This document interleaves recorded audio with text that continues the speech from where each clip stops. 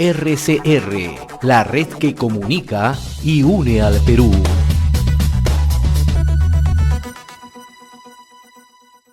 Vamos a comunicarnos a esta hora con el profesor Eli Ocaña, decano del Colegio de Profesores del Perú, a quien agradecemos este contacto y le damos las muy buenas tardes. Profesor, muchas gracias. Muchas gracias a ustedes y a toda su audiencia. Muchas gracias por esta entrevista. Atento a sus preguntas.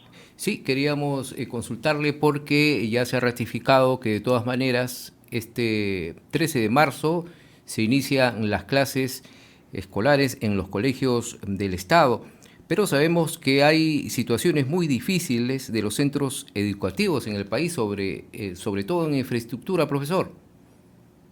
Sí, efectivamente, y es de lamentar que nuestro sector educación año tras año tiene un cronograma de debate de sus problemas en estos periodos de inicio de labores académicas. Y uno de los álgidos problemas es el de infraestructura. Y si vemos las estadísticas, nos indican que un promedio del 70% de las instituciones educativas del país están casi en situación de colapso, requieren algún tipo de intervención. Y un promedio de 35 a 40% requiere derruirla y construirle unas nuevas.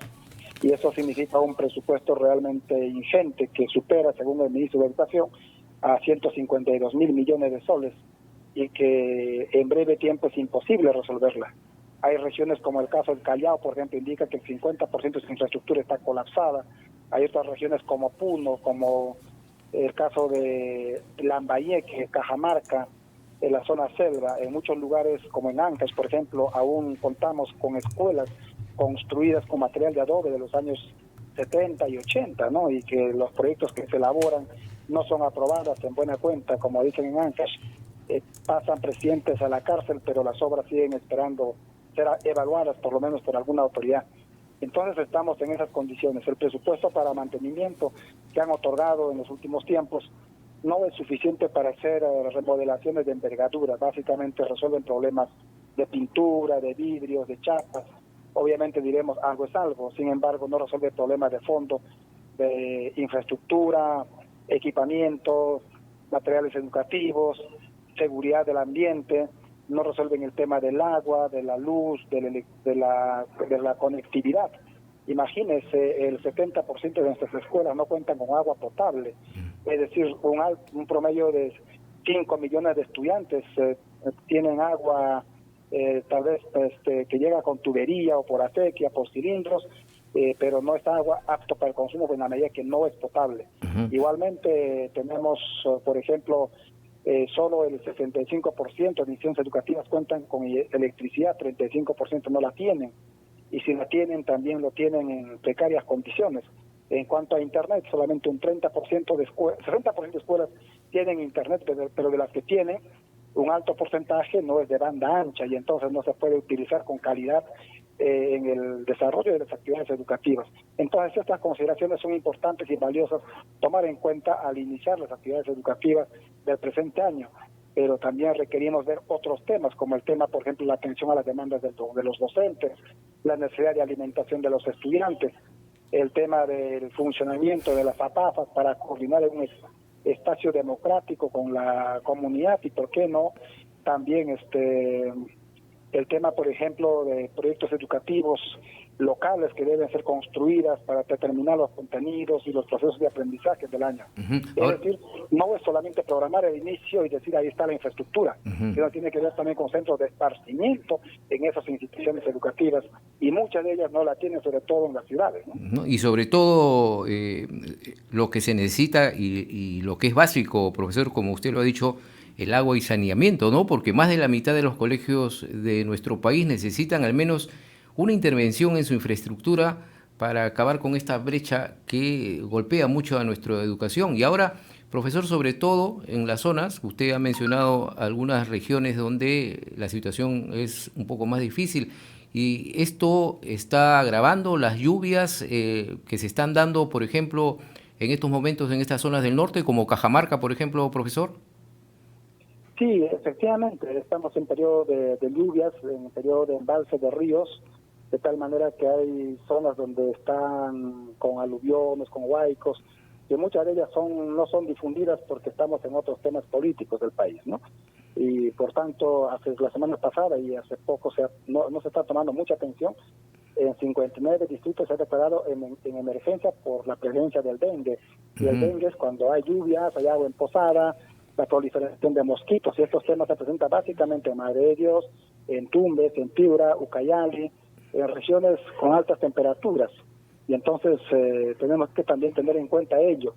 Y junto a esa situación de embalse, de lluvias, hay también embalse de ríos.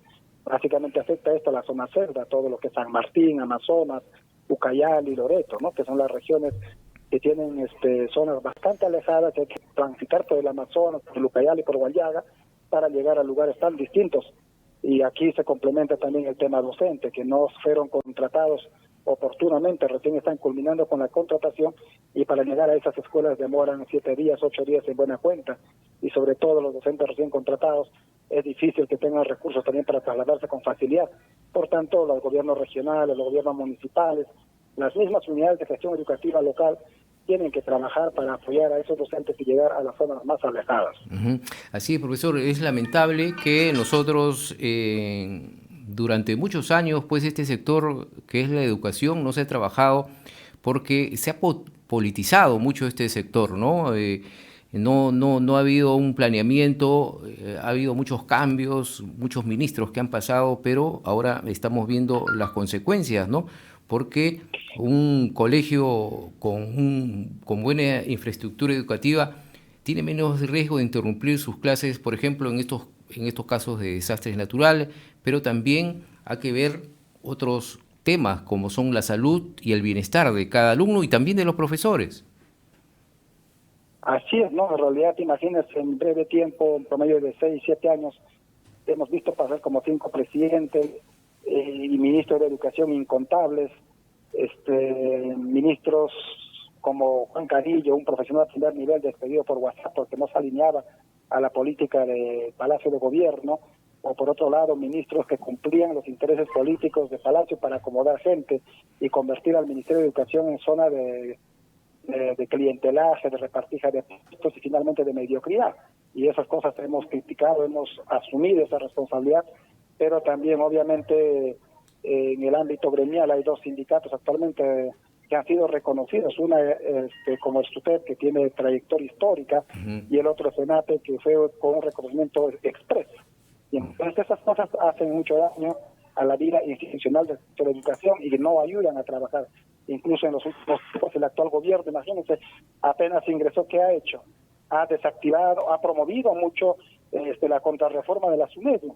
Actualmente ha modificado sus representantes, ha desactivado a los miembros integrantes del Consejo Nacional de Educación, que tenía una representación plural, representativa y nacional, para elegir a otros representantes que seguramente tienen trayectoria e importancia, pero no representan necesariamente a todo el país.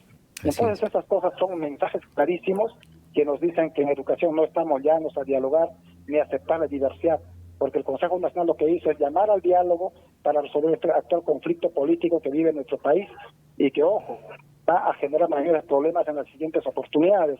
No estamos queriendo echar lodo, ni incrementar, ni asustar a la población ni a los maestros. Al contrario, estamos alertando.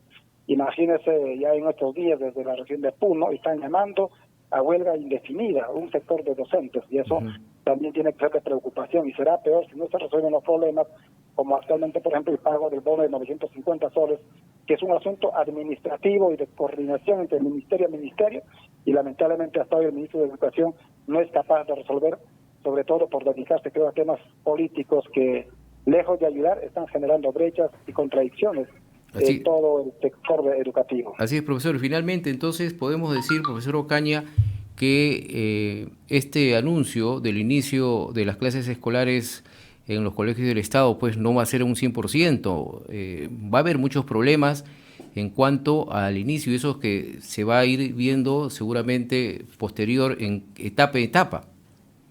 Definitivamente el 13 es una fecha nacional, sin embargo, hay regiones, como el caso Puno, ya anunciaron que empezarían la siguiente semana, el lunes siguiente, después el 22 o 23, e igualmente va a ocurrir en algunas otras regiones, en algunas provincias desde la región Ucayali o Amazonas, ¿no?